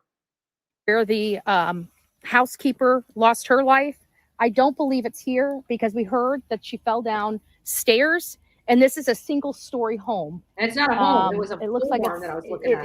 it's rustic. It looks like it's country. I'm unsure why he has this. This does not appear to be a property he would want to have with his upscale lifestyle. And That's because it was only the pens. It's only the dog cages. It's his agricultural areas, so to speak. such. So we're still on the hunt for answers. We're still trying to piece this puzzle together. What happened to Alex Mudaugh? I was like, I was kind of bound, but if you're gonna go, I'm gonna go. There we go. Here comes the tour, guys. Have you? Now, where did he actually live? Back there, you go the gated entrance and you drive straight. And that's the main house? Yeah, well, that is the house. You can't see it from the road. Okay. But these metal gates were just put up after the murders. Gotcha. Anybody could have driven in any time. Gotcha. Wow. Well, it's awfully quiet out here. I'm from Florida. What do you know about the area? How's this affected the community? Oh, Walterboro, Carlton County, not that much. Hampton County, which is across the river, nobody talks about it. Gotcha. 41, 47, Lowcountry. Yeah, you're not recording me, I hope. No, I'm keeping you out. Okay. I'm keeping you out. See, I got it going straight, but I've kept you out for purposes. Yeah, not my wife. She would not help me do this. I just have, I guess, right place at the right time. Because I remember reading the articles, and the wife apparently texted a friend saying something's not right because they were supposed to go to the hospital too. That's all baloney. That's all baloney. What did you hear? Baloney. I happened to talk to one of the nurses that took care of the mother. Mm-hmm.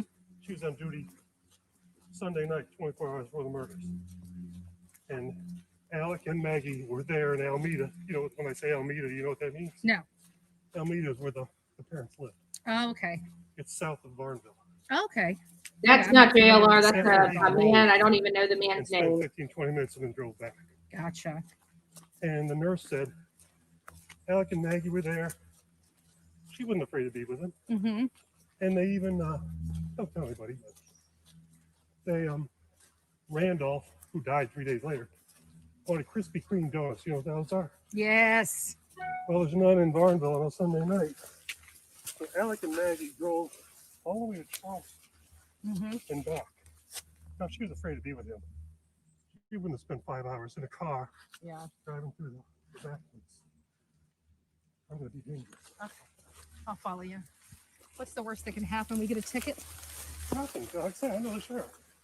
I've known him for 30 years. Nice. This will be your only chance. My wife would kill me if I was doing this. Don't worry. I never asked your name. Keeping your face out of it. I Anyway, just all the appreciate rumors it. about her being afraid to be with Alex is baloney. Yeah. Wow. Stop right there. I'm going to get a picture of all this. Okay. If you don't mind. No.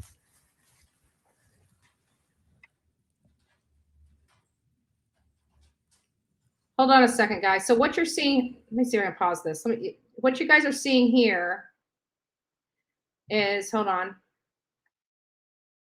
So here's the dog kennels right here.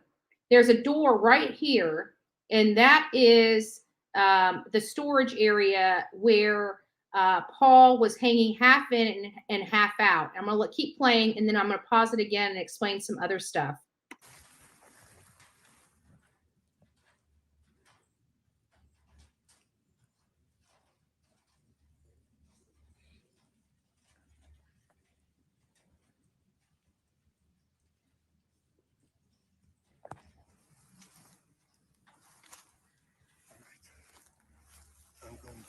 Where were they actually found?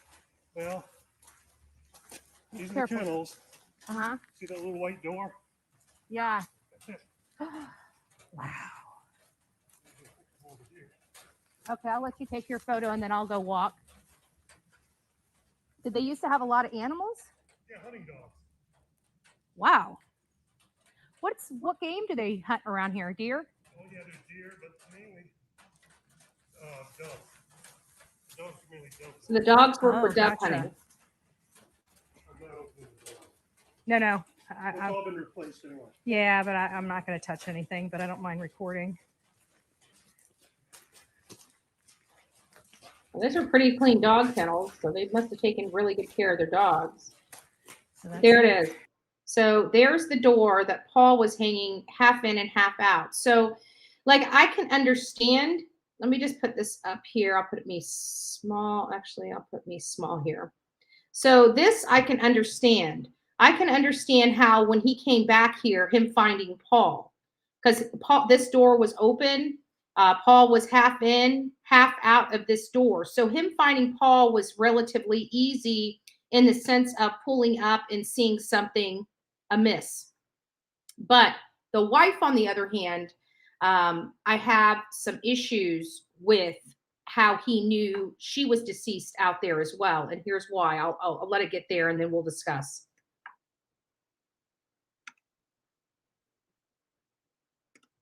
right there. That's where they found him.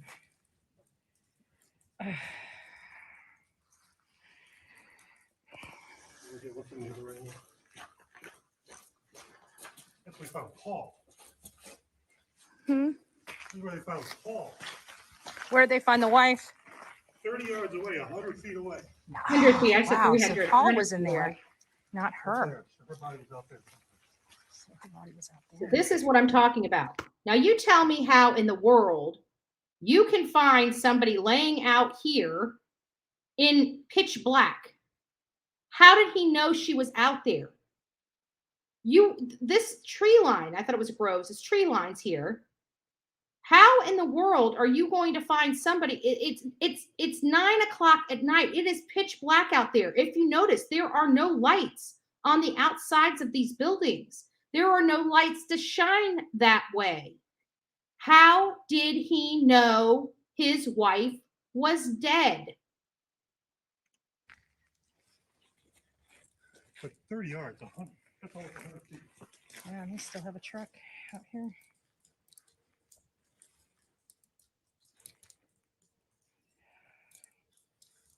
I don't want to spend too much time back here. No.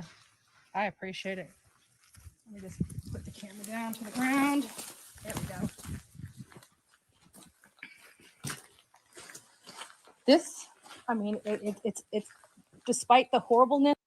Yeah, Britt, I mean, I guess if there's a blood trail, but it doesn't sound like that is the case. I could be horribly wrong in that respect, but it doesn't seem like there was the blood trail. But in the opening arguments of the defense attorney, the problem that we have here is the fact that his defense attorney is saying how Paul died and how close somebody would had to be with him to result in the types of injuries that he had. And my thing is if you walked in and just saw your son unrecognizable, his head pretty much gone, wouldn't you stop right then and there and start picking up the phone, calling 911? Like I would be, I don't know if after seeing that site, I would be walking around there looking for another person, especially not knowing if somebody's out there. Now, it is said that once he found them, he went home and retrieved his own firearm and came back out there, which again is odd behavior for me because that doesn't make sense. They're already gone. Why would you put yourself back in legal jeopardy or back in harm's way, especially if there's a lunatic out there? That does not make sense for me. So the phone call, the 911 call should have said my son, Paul, and it should have been singular because I don't see how he could have known where his wife was unless he knew where his wife was.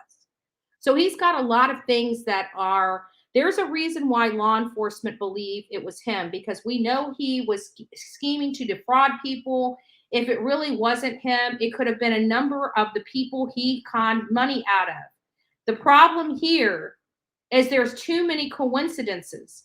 And then after this, the whole attempted suicide plot that went way, way wrong, right? where cousin Eddie got in. They're both charged with that.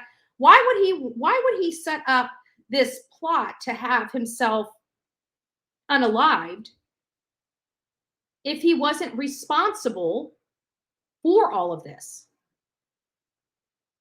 He didn't want to have to face Judgment Day. That is the only explanation for this. The only explanation in my mind. Now, of course, other people, you know, their minds work different than mine. Their deductive reasoning may paint a different picture. Mine makes me say, this guy, he's got some explaining to do. And his attorney was basically describing the injuries of Paul and talking about how this man would have been covered in blood because of the way, I can't get graphic on here, but the way that his injuries were. So it just doesn't really make a whole lot of sense to me with his behaviors in and around these homicides. And then, you know, just a few months later, him trying to execute himself. So it really does paint a picture. Donna says, you are amazing, BHB. Love your commentary. Yes, thank you. Thank you. I have to say, I was really nervous getting this footage. If I would have never done that without this man knowing the sheriff and going on this property and assuring me that, you know, nothing will happen, even if we were, you know, there. So that's the only reason. I've never done that before. I don't know if I will ever do that again. It was a little nerve-wracking, but in this particular case, I would have never been able to see this without that gentleman. And I jumped on the opportunity that was presented to myself. I was willing to take the risk necessary to get this footage, and we got this footage. So it just really kind of gives you an eye-opening, a lay of the land. And you've got to understand that it is ultra, ultra dark out there. There are just some things that don't add up when it comes to his story. They don't. And no matter how expensive his high-dollar attorneys are, or how much friends they are, or you know, him smiling and giggling and laughing in court, you know, obviously when I asked him, is he enjoying his time out of jail? I guess he really is, right? He's out of his box, at least for 8 hours to 9 hours a day. It's got to be a breath of fresh air instead of smelling a stale, stinky jail cell with God knows what, you know. Men are not the cleanest. He's from a posh lifestyle. That's got to be grueling for him to be in a 6x6 cell under lockdown as he proceeds through this trial process. The man told you it was pitch black out there that night. Yes, pitch black. Well, it wasn't every night. He says this area at night, like there's no lights on the road. There's nothing. Like if you don't know the roads, you can easily, you know, run off the road, run into trees. You know, it's very desolate out there. It's very dark out there. It makes it almost next to impossible to see. Like even with the lights, the little bit of lighting that is out there, it's going to only have, like, if you turn your floodlights on out in the front of your house, you're going to have an illumination for so large, right? But everything past that illumination is pitch black. And especially the closer to the light source you are, the more pitch black everything outside of that illumination area is. So how did he find the wife? That is my question. That is my only question. Seriously. I mean, I want you guys to process it. I want you guys to leave your comments in the comments section and explain that to me, especially ones that don't agree with my theory. I'm interested in hearing yours. I truly am, because, you know, maybe there's something I'm not thinking about. But I did the test myself at night. I did this illumination. That's why I'm able to explain it to you. And I was able to step outside of the illumination, and I found out that the closer to the light source you are, the harder it is to see past the illumination. If you're on the dark side of the illumination, you can see a little bit further past the illumination, but inside that area, it makes it next to impossible to see outside that area. And I challenge each and every one of you. We have 613 people here in the chat. I challenge you to do the test yourself. Have a pitch black area, put a floodlight on, stand in the floodlight illumination and try to look out, and then stand on the outside of that illumination and look in. You'll see a difference in the focal points and what you're able to see outside of that illumination versus being inside that illumination area. So there's no way he could have found her at night in that field. Exactly. That's what I'm saying. And it wasn't until I spoke to one of my friends here in Savannah that I was just out with today at lunch that actually brought this perspective to me. And once I started looking at it and reviewing the footage, she was right. She was absolutely right. So anyways, that's kind of everything I've got. We've been on live today. I've been dropping some videos today. I really hope you guys go out and look at the videos. I know we do really well on our live streams, but on our videos, I'd like to get those numbers up because I have been, they're not like Olivia videos, but they are videos that kind of give you a lay of the land and give you some great information related to these cases that we cover. It's all the big details that we don't cover in our live stream. And I put those out there to start making you guys think and listen and hear, because there's stuff that we really don't run on our live stream. So anyways, guys, with all of this, I'm going to bid you guys adieu. It's 6:17. I need to get in the shower. I'm extremely exhausted. I've been working my tail end off. And I just want to thank you all for all your love and support. We did 3 states this week, 3 states, 3 cases, up close and personal for you guys. Tell your friends about the Bullhorn Betty channel. Tune in. This is just the kickoff of the beginning of the year. Look at all the stuff we've already done, and we're not even out of January yet. We've already covered the Idaho 4. Just all this stuff. Now we're talking about Alex Mudaugh. We're talking about Madalena Kojakari. We had Okie Crime News that was out front of Athena Brownfield that we were able to tap into and get a good perspective out there. Just a lot of stuff. And I believe that Okie Crime News is going to be going to the hearings and stuff like that. I'm going to try, if I can, to kind of go on her channel and, help just be on there to commentate. It sounds like she might be going to a hearing tomorrow. If I'm not mistaken. Okie, you can let me know if I'm mistaken or not, but we'll try. I may be driving, so the internet might be a little sketchy at times, but I will try to pop into Okie Crime News's page just to say hi to everybody. But she's been doing some great work on Athena Brownfield. Again, another case that I felt like just didn't get enough attention. It was a poor 4-year-old girl that went missing. And it was like pulling teeth just to get people to even look at her face. It just broke my heart. It broke my heart. So if we, I know we have a lot of cases, that are really high profile going on right now. But when it comes to our children, sometimes we just got to step back for just a few minutes and take a look and share those, because at the end of the day, all these cases, we know that the ending result of these cases that are going on in court. When children are missing, we can make a difference in the ending result of that. So we need to really stay focused on getting these children out there. Even though I believe that Madalena Kojakari has met her demise at the hands of her stepfather and her mother, I truly believe that, we can still get our tentacles out there and start trying to push some leads to law enforcement to help find where she may be. She still has to be brought home. Too many kids are disappearing and never coming back. And we just don't have enough information, enough evidence to charge the parents when the parents should be charged. And it shouldn't be as easy as hiding the body so well that people can't find them.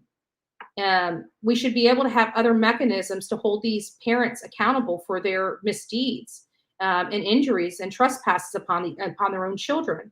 So I don't know what, that's going to take a lot of thought on how and what needs to be put in place on that. But I don't have time to think about that. We need to eventually, but right now I'm trying to push for the centralized database for our kids across this country. I really need to plant the seed in as many locations as we can possibly plant that seed throughout the United States, so we can at least have them talking about it. I just want to hear people talking about these children and the broken child welfare system, and hear them start talking about how are we going to go about fixing this? How are we going to go about fixing this? The girls in my mod squad have, we know that my equipment needs to be upgraded. It's primarily decent cameras so we can get the stuff that we need, and they went ahead and set me up a registry for my camera. And you know, if you guys would love, nothing better than crowdfunding. If you've got $1 or $2 that you can throw toward the new camera, this is a camera better than what Olivia and Dolly have. This is the Range Rover of cameras. This really would. And I actually was talking to the 2 gals that I took to lunch today, and you know, I'm actually going to be taking some editing classes so I can even provide even better quality footage for you viewers, because it's easier for me to learn this stuff myself than try to hire somebody. Then, you know, overhead expenses. We try to stay on a beer budget around here, right?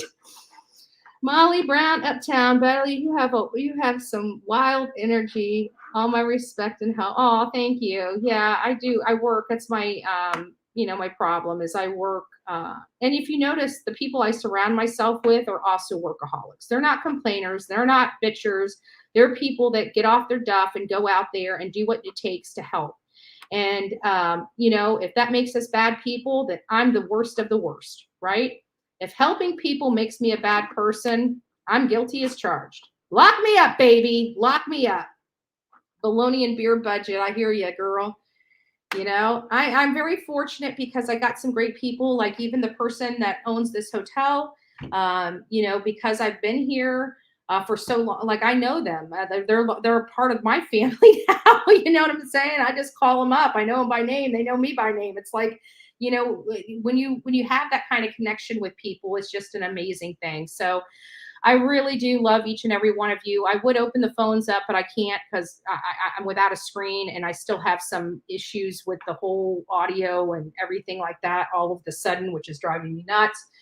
If somebody knows how to use Streamlab or anything like that, you know, and you want to sit down with me and walk me through it, like not a broadcast live, but like a Zoom meeting, so you can give me some tricks of the trade to help me do better, I'm up for that. If you know what you're doing, I could use some help just informing me how to get everything set up. You know, I'm open to suggestions because StreamYard is kind of not working for me anymore.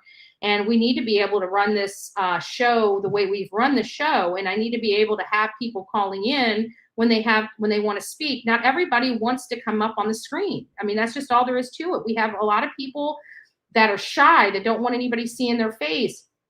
And having that phone number where they're kind of anonymous and they don't have to show their face is more comforting for them. So having that big piece missing from our shows is really, you know, affecting the audience. So I really want to try my hardest to get that fixed. So if any of you guys can reach out to me on bullhornbetty@gmail.com. And, you know, if you've worked with those programs before, or you have an idea of another streaming program that would work better for me, let me know. I'm very interested in that information. I wanted to thank, hey, Ronnie, nice to see you. I want to thank all my beautiful mods. I got the from Miss Robin because I have been failing to communicate with my mods because I've been so busy and I'm just not thinking and I'm half asleep. So I'm sorry, guys. We're just throwing the live together, and I'll try to do better. I promise you, I'll try to do better. But this has been a really good, a good week. You know, we got out, we were able to, I don't know if we really made a difference in this week because, well, I guess we did, because we did cover Madalena Kojakari, which is not getting enough attention on the internet. But, you know, Leilani and Alex Mudaugh, they are pretty big cases. So editing, awesome. Amber, I appreciate it. I will get with you and maybe we can get something working. Thank you so much. I need to get in the shower, guys. I'm utterly ultra exhausted and I am just ready to relax. And you know, even when I try to relax, I can relax for maybe a half hour, 45 minutes. And if I'm not asleep, I will be working. So it is an illness. If I think it was Marissa, she said it, or no, maybe it was Mallory, House of Williams, said, you know, if you got paid by the mile, you'd be rich. Yes, you are absolutely right. When YouTube converts their payments over to drive time and mileage versus viewership, Bullhorn Betty will be living like a rock star, I promise you. But until then, I'm living like I'm in Skid Row. All right, guys, I love you. I hope you guys enjoyed the commentary. I'm going to try to live stream. If we're down tomorrow, you guys know I'm going to be driving an awful lot. I've got a 6.5 hour drive home. And then when I get home, I've got to get the clothes unpacked because I find out if I just drop everything in the living room, it always takes 2 weeks for me to get it done, as opposed to me walking in the door, getting it all done and taken care of right then and there. So without further ado, guys, I love you. God bless you. Don't forget to be fearless. If you see something, say something. Ounce of prevention is worth a pound of cure. Good day.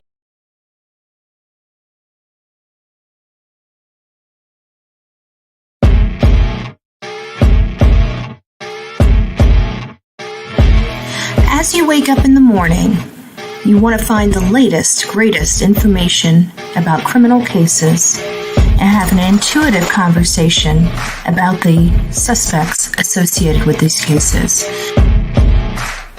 Head over to the Bullhorn Betty channel on YouTube.